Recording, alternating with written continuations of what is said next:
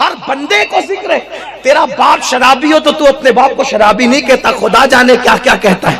اور جس کا باپ سید السادات ہو, خاتم الولایت ہو, باب مدینۃ العلم ہو, اس علی کی فضیلت.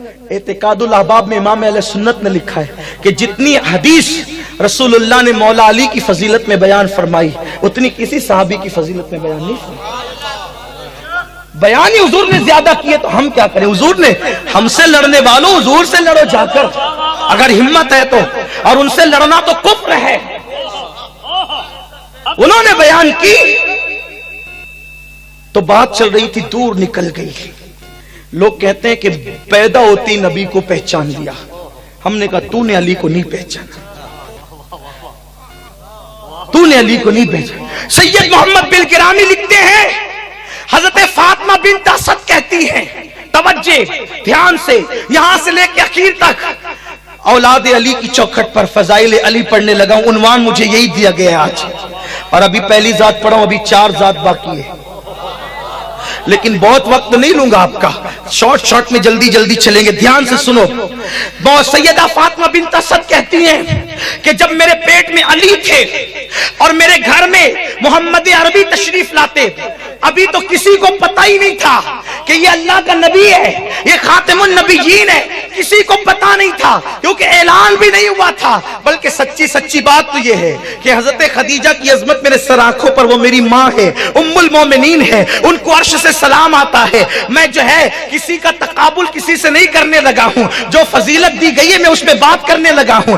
ابھی خدیجہ کو بھی نہیں پتا ہے کہ یہ اللہ کا آخری نبی ہے, اس لیے کہ میرے نبی کی ابھی عمر 29 سال کی ہے. ابھی خدیجہ کو اللہ اکبر عقد میں آنے کو صرف 4 سال ہوئے ہیں, لیکن ابھی ان کو نہیں پتا ہے. متاثر بہت ہے کہ بہت نیک ہے, متقی ہے, پرہیزگار ہے, کبھی جھوٹ نہیں بولتے, غیبت نہیں کرتے, جھوٹی قسم نہیں کھاتے, جتنا کماتے یتیموں بیواؤں پہ خرچ کر دیتے ہیں. بہت متاثر ہے, لیکن پتا نہیں ہے کہ آخری نبی ہے, کیونکہ ابھی انہوں نے خود زبان کھول کے نہیں کہا کہ میں نبی ہوں اللہ کا. ابھی حضور چپ ہے, لیکن قربان جائیں. فاطمہ بنت اسد کہتی ہے, اہل سنت کی 200 سال پرانی کتاب سے پڑھ رہا ہوں, حوالہ ساتھ پڑھ رہا ہوں تاکہ آپ کو کوئی مغالطہ نہ دے سکے. فاطمہ بنت اسد کہتی ہے جب 29 سال کے محمد عربی میرے گھر میں آتے تو میرا بیٹا پیٹ میں ایسی حرکت کرتا کہ میں اٹھ کر کے کھڑی ہو جاتی. ایک دن میرے شوہر حضرت ابو طالب نے کہا کہ تم محمد کو دیکھ کر کھڑی کیوں ہوتی ہو, تم محمد کو دیکھ کر کھڑی کیوں ہوتی ہو. ایک دن کو حضرت ابو طالب نے امتحان لینا چاہا,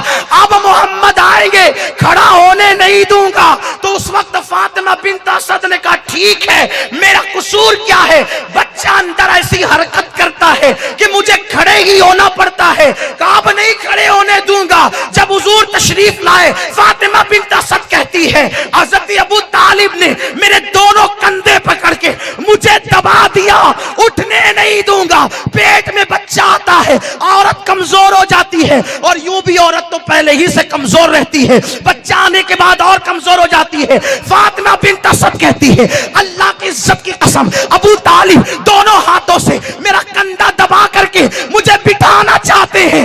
اندر سے کوئی طاقت سے ایسی طاقت لگاتا ہے کہ ابو طالب کی طاقت میری طاقت کے سامنے جواب دے جاتی ہے, اور میں اٹھ کر کے کھڑی ہو جاتی, میں اٹھ کر کے کھڑی ہو جاتی. وہ علی جو ماں کے پیٹ میں نبی کو آتا دیکھ کر بیٹھنے نہ دے, اسی پہ بس نہیں, اسی پہ بس نہیں. میرا کوئی کمال نہیں جو میں کہہ رہا ہوں, ان کا کرم ہے, ان کا کرم ہے. سیدہ فاطمہ بنت اسد کہتی ہے کہ صرف بیٹھنے ہی نہیں دیا, بلکہ میرے گھر میں 29 سال کے محمد عربی آتے, جدھر جدھر جاتے میرا بچہ پیٹ میں ادھر رخ کرتا رہتا, رخ بدلتا رہتا, رخ بدلتا رہتا. میں نے کہا मोहम्मद अरबी से, अभी हुजूर ने ऐलान नबूवत नहीं किया था इसलिए उनके जुमले नकल कर, मैंने कहा मोहम्मद, हालांकि हम अलकाब से नाम लेते हैं लेकिन उनके जुमले नकल कर, मैंने कहा मोहम्मद अरबी से, मेरे भतीजे, मेरे पेट के बच्चे में पता नहीं क्या खुसूसियत है, वो आपकी तरफ पीठ नहीं करता, जिधर आप जाते हैं उधर घूम घूम के रुख करता है, उधर उधर चेहरा करता है। मेरे नबी ने फरमाया अल्लाह इसके चेहरे को बुजुर्गी अता करे। करम अल्लाह ताला वजहुल कहने की बहुत सी हिकमतें हैं। नबी ने नबूवत के ऐलान से पहले कहा अली करम अल्लाह वजहुल करीम, अल्लाह इसके चेहरे को, जो चेहरा मुझे पीठ नहीं करता, अल्लाह इसके चेहरे को बुजुर्गी अता करे। इसीलिए हर सहाबी को हम रज़ी अल्लाह अन्हु कहते हैं। ये सिर्फ अली की खुसूसियत है जिनको करम अल्लाह ताला वजहुल करीम कहते हैं। मेरी जुबान नहीं रुक सकती, 12 घंटे का सफर मुझे मुतासिर नहीं कर सकता जिक्र अली के बाद, लेकिन आपको इम्तिहान में नहीं रखना, सफर भी करना है।